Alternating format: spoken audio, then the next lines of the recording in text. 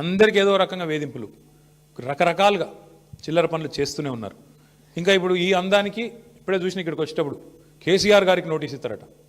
ఏది ఈ లొటపీస్ కేసులో ఇచ్చుకో, ఏం చేసుకుంటావో చేసుకో, ఏం భయపడం, ఏం చేసుకుంటావో, ఎన్ని అడ్డమైన స్టోరీలు నడిపించుకుంటావో, ఎన్ని కథనాలు వడ్డించి వారుస్తావో వార్చు, ఏం భయపడం, అన్నీ ఎదుర్కొంటాం. దేశంలో ఇంకా న్యాయం ధర్మం ఉంది, న్యాయస్థానాలు ఉన్నాయి, వాటి మీద మాకు గౌరవం ఉంది. తప్పకుండా నీలాంటి దుర్మార్గులతో ఎట్లా కొట్లాడాలో అట్లా కొట్లాడతాం. కానీ ఇక్కడ ఈ మొత్తం కేసులో ప్రధాన దోషి ఇవాళ ముఖ్యమంత్రి బావమరిది. మొత్తం ఈ కోళ్ళు కుంభకోణంలో, సింగరేణి కుంభకోణంలో ప్రధాన ముద్దాయి సింగరేణిలో ఇవాళ మొత్తం king pin, ring master Srujan Reddy అని ముఖ్యమంత్రి బావమరిది. ఇదివరకు అమృత్ స్కామ్లో కూడా ఈ ముద్దాయే భాగస్వామి, ఇప్పుడు కూడా సింగరేణిలో కూడా ఆయనే ఉన్నాడు.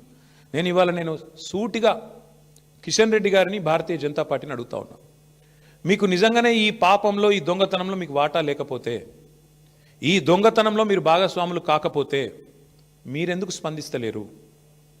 సింగరేణి అంటేనే ప్రభుత్వ రంగ సంస్థ, 51% రాష్ట్ర ప్రభుత్వానిది, 49% కేంద్ర ప్రభుత్వానికి వాటా. మరి మీకు ఇలా వాటా లేదా? మీరు ఏ రకంగా ఇట్లా ఓపెన్గా మొత్తం భారతదేశంలో ఎక్కడన్నా ఎక్సెస్ టెండర్లు అవుతున్నాయండి? కోల్ బ్లాక్స్లో ఎక్కడన్నా, కోల్ ఇండియా ఆధ్వర్యంలో జరుగుతున్న ఎక్కడన్నా టెండర్లలో 7%, 12% ఎక్సెస్ పోతున్నాయా? మరి ఎక్కడ లేని సింగరేణిలే పోతున్నాయంటే, ఎక్కడ లేని సర్టిఫికేట్, విజిట్ సైటేషన్ సర్టిఫికేట్ అనేది సింగరేణిలో పెట్టిరంటే, ఇవన్నీ చూస్తూ కూడా coal minister, central cabinet minister Kishan Reddy గారు నిర్లిప్తంగా ఉన్నారు, మౌనంగా ఉన్నారంటే ఏమనుకోవాలి మేము? ఈయనకు కూడా ఇందులో వాటాలు ముడుతున్నాయనా, ఇద్దరు కలిసి పంచుకుంటున్నారనా ఏమనుకోవాలి?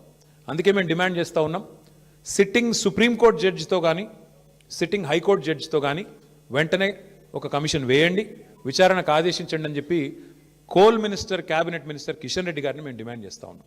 మీరు కేంద్ర ప్రభుత్వంలో ఉన్నారు కాబట్టి మీరు రాయొచ్చు డైరెక్ట్గా లెటర్, మీరు రాయండి, సుప్రీంకోర్టుకు రాయండి, సీజేకి.